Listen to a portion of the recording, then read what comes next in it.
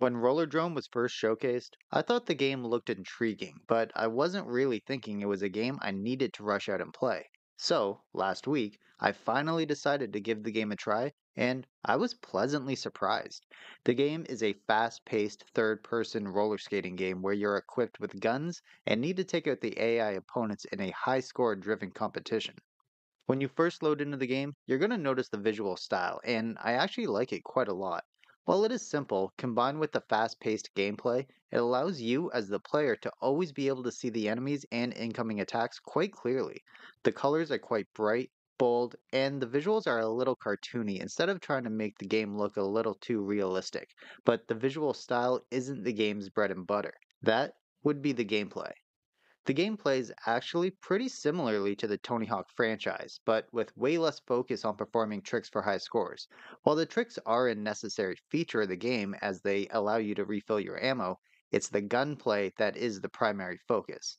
The game starts in a simple way, explaining that this is an extreme sports competition as you need to make your way through each level by taking out the enemies before moving on to the next location.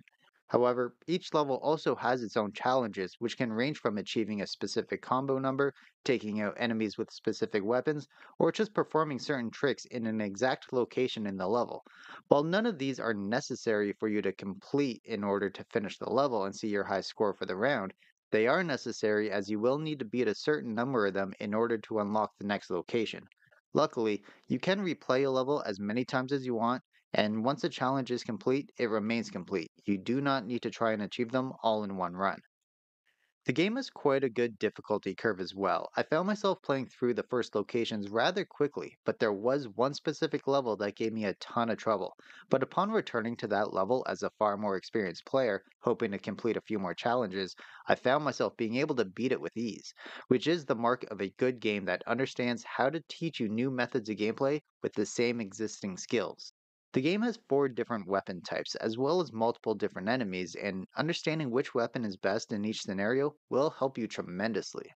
The game also features a dodge roll, which can also help refill your ammo if you perform a perfect dodge. And honestly, as the game went on, I found myself dodging more than skating, as the barrage of sniper bullets and incoming rockets just became relentless. However, the gameplay mechanic that will help you the most is the game's slow mo ability, essentially, a bullet time mechanic.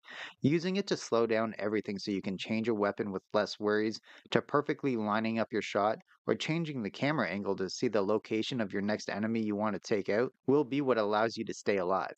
Using the slowdown abilities, you can change your weapon, take out the incoming missiles, perform a small trick to refill some ammo, and land facing the next enemy, which will really help you accomplish all you need to do. Otherwise, the game would be far too overwhelming, let alone giving you some extremely cinematic kills, which just look and feel great to perform.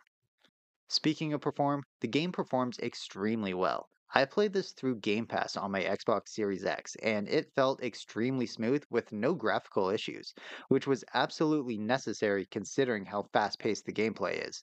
If there were any stuttering issues or any sort of input issues, it would be extremely noticeable and make the game far too frustrating. After beating the campaign, you can return to the previously beaten levels and try to complete the missing challenges, or you can move on to the Out for Blood portion, which is essentially a New Game Plus mode, giving players just a bit more replayability if they want it. Overall, I think the game was a nice surprise as I haven't really heard too much about it.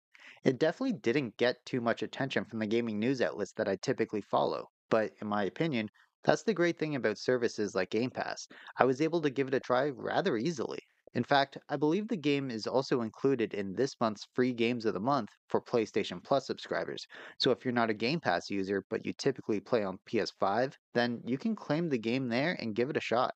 If you like the concept of the Tony Hawk games and wish they had the extra element of guns, then definitely give this game a shot. It's a unique experience, which is something I'm always looking for these days.